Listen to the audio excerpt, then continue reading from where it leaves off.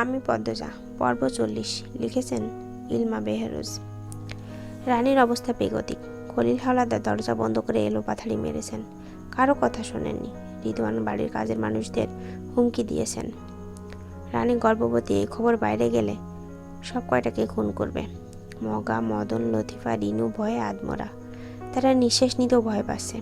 কেউ যদি বাইরে এই খবর বের করে, নিশ্চিত সবাই তাদেরই ভুল বুঝবে। রানী মারের চোটে অজ্ঞান হয়ে গেছে। সারা গায়ে মারের দাগ, ঠোঁট থেকে রক্ত ঝরছে। আমিনা রানীকে জড়িয়ে ধরে চিৎকার করে কাঁদছেন। খলিল হাওলাদারকে বারবার পাষাণ বাপ বলে আখ্যায়িত করছেন। পদ্মজা পরিষ্কার কাপড় পানি এনে ফরিনার হাতে দিল। ফরিনা রানীর মুখে পানি ছিটিয়ে দেন। রানী কিছুতেই চোখ খুলছে না। লাবণ্য ফুপিয়ে কাঁদছে। রানীর সাথে তার সবসময় ঝগড়া হয় ঠিক, তবে ভালোও তো বাসে। দরজার বাইরে থেকে শুনছে রানীর চিৎকার। রানী চিৎকার করে ডাকছিল, আম্মা, দা ভাই, লাবণ্য, কই তোমরা? আব্বা মায়েরা ফেলতাছে, বাঁচাও তোমরা আমারে। লাবণ্য, কই তুই? আম্মা। দরজায় সবাই মিলে অনেক ধাক্কা দিয়েছে, ডেকেছে। খলিল হাওলাদার সাড়া দেননি। এক নিঃশ্বাসে মেরে গেছেন। রানীকে মাটিতে ফেলে জোরে জোরে লাথি মেরেছেন। রাগের বসে রানীর তলপেটে বেশি আঘাত করেছেন। আর রানী আকাশ কাঁপিয়ে কেঁদেছে। কেউ পারেনি ঘরের ভেতর প্রবেশ করতে। পদ্মজা আমিরের পাঞ্জাবি 2 হাতে খামচে ধরে কান্নামাখা কণ্ঠে অনুরোধ করেছে, আল্লাহ দোহাই লাগে, আপনি এসব থামান, চেষ্টা করুন। আমির অনেক চেষ্টা করেছে দরজা ভেঙে ঘরে প্রবেশ করার, পারেনি। যখন কড়া টানার জন্য প্রস্তুত হয়, তখন খলিল হাওলাদার বেরিয়ে আসেন। রানীর গলার স্বর থেমে যায়, আর শোনা যাচ্ছে না। সবাই ভেতরে প্রবেশ করে দেখে রানী উপুর হয়ে পড়ে আছে, শরীর রক্তাক্ত। আমির আর রানী বলে চিৎকার করে ছুটে আসেন। মগাকে পাঠানো হয়েছে আবার কবিরাজকে নিয়ে আসতে। এত কিছু যে হচ্ছে, নূরজাহান একবারও নিচে নামে আসেননি। রানী গর্ভবতী শুনে সেই যে উপরে গিয়েছেন, তো গিয়েছেনই, আর সামনে আসার নাম নেই। এত চেঁচামেচি শুনেও কি আসতে ইচ্ছা হয়নি? এতই কঠিন মন? কবিরাজ আসার অনেকক্ষণ পর রানী চোখ খোলে। ফরিনা আমিনাকে বললেন, ছেড়ির বিয়া দিতে কইছিলাম, দিলি না। ছেড়ির কথা শুনছিলি তোরা, এখন তো মজা বুঝতেই হইব। 20 বছরের যুবতী ছেড়ি এখনো বাপের ঘরে থাকে? আমিনা কিছু বলতে পারলেন না। আসলে মুখ লুকিয়ে কাঁদছেন। মজিদ ঘরে প্রবেশ করেন। ফরিনাকে জিজ্ঞেস করলেন, মেয়েকে জিজ্ঞেস করো, এই আকামের সাথীকে। পদ্মজা ধীর পায়ে পালঙ্কের পাশে এসে দাঁড়ায়, মাথায় ঘোমটা টানা। ফরিনা রানীকে জিজ্ঞাসা করলেন, বাচ্চার বাপকে ডাই। রানী কিছু বলছে না, ঠোঁট কামড়ে কাঁদছে, চোখ বেয়ে জলের ধারা নামছে। ফরিনা তেজ নিয়ে বললেন, কি রে ছেড়ি, এখন কথা আয় না কেন? বাচ্চার বাপের নাম কি তা কইবি তো? বিয়া তো দেওয়ান লাগবো। তবুও রানী চুপ। তার কান্নার বেগ বেড়ে গেছে। মজিদ হাওলাদার লাবণ্যকে ডাক দিলেন, লাবণ্য। লাবণ্য কেঁপে উঠল। মজিদ জিজ্ঞাসা করলেন, তোর তো জানার কথা, একসাথে থাকিস, কার সাথে রানীর সম্পর্ক ছিল?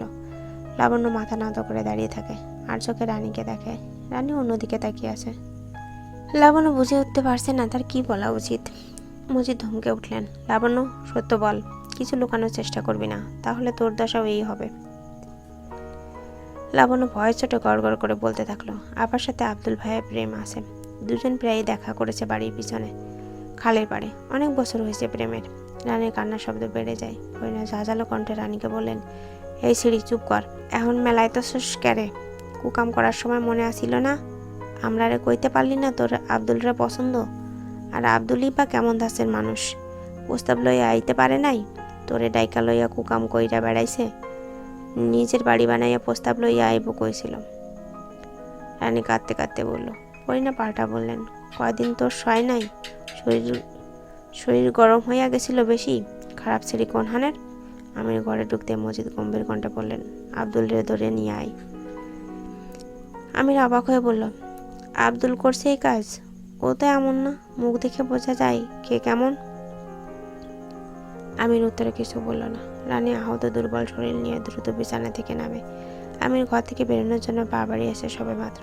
রানী আমিরের পায়ে ধরে বসে পড়ে, আকুতি করে বলল, দা ভাই, ওনারে কিছু কইও না, ওনারে মাইরো না, আমি তোমার পায়ে পড়ি। ও কাকা, আমারে মারো, ওনারে মাইরো না। কি পাগলামি করছিস? পা ছাড় রানী। দা ভাই, দোহাই লাগে। আমি রানীকে 2 হাতে তুলে দাঁড় করালো। এরপর কোমল কণ্ঠে বলল, কিছু করব না, শুধু নিয়ে আসবো, বিয়ে পড়িয়ে দেব। সত্যি দা ভাই? সত্যি। রানী হাতে উল্টো পাশে চোখের জল মুছে। আমির বেরিয়ে যায়। মজিদ চোখ মুখ কঠিন করে ঘর ছাড়েন। রানী মাথা ঘুরিয়ে পড়ে যেতেই পদ্মজা ধরে ফেলে। আমিনা পরিণা এগিয়ে আসেন, তারপর রানীকে ধরে নিয়ে বিছানায় শুইয়ে দিলেন। বিয়ে হবে শুনে ভেতরে ভেতরে রানী খুব আনন্দ হচ্ছে। কিছুক্ষণ আগের সব মার ব্যথা তুচ্ছ মনে হচ্ছে। রানী আব্দুলকে এত বেশি ভালোবাসে যে আব্দুলের এক কথায় সে বিয়ের আগে ঘনিষ্ঠ হতেও রাজি হয়। যখন যেখানে যেতে বলেছে তখন সেখানেই গিয়েছে। দ্বিতীয়বার ভাবেনি, অন্ধভাবে ভালোবেসেছে। কতদিনের স্বপ্ন, কত আশা পূরণ হবে অবশেষে। রানী নিজের অজান্তে বাঁকা হাসে, তৃপ্তিকর হাসি, কিছু পাওয়ার হাসি। উপস্থিত আর কেউ খেয়াল না করলেও সেই হাসি পদ্মজা খেয়াল করে। এই হাসি বেশিক্ষণ থাকলো না। বিকেলবেলা আমির দুঃসংবাদ নিয়ে ফিরল। আব্দুল খুন হয়েছে গত রাতে। মাদিনী নদীতে লাশ পাওয়া গেছে। আব্দুলের বাড়িতে পুলিশের ভিড়। রানী কানে কথাটা আসতেই এক চিৎকারে লুটিয়ে পড়ে মাটিতে। জীবনের সুখের আলো নিভে যায়, নিভে যায় স্বপ্ন পূরণের ইচ্ছে প্রদীপ। পদ্মজা এই খবর শুনে স্তব্ধ হয়ে দাঁড়িয়ে থাকে। প্রতিটা মৃতদেহ নদীতেই কেন পাওয়া যায়? এতে কি প্রমাণ পানির সাথে ধুয়ে যায়? আগের খুনগুলোর খুনি কি এই আব্দুলেরই খুনি? পদ্মজা চেয়ার টেনে বসে, মাথা ব্যথা করছে খুব, রক্ত দপদপ করছে। চোখ বন্ধ করে ভাবে, এই অলন্দপুরে পাপের সাম্রাজ্য কারা তৈরি করেছে? ভাবতে গেলে শরীর কেমন করে, শূন্য হাত নিয়ে ভাবনা থেকে বের হতে হয়। কুল কিনারা পাওয়া যায় না। আমি পদ্মজা পর্ব 40 এ পর্যন্তই। বাকি পর্বগুলোর জন্য চ্যানেলে চোখ রাখুন। সবাই সুস্থ থাকবেন, ভালো থাকবেন।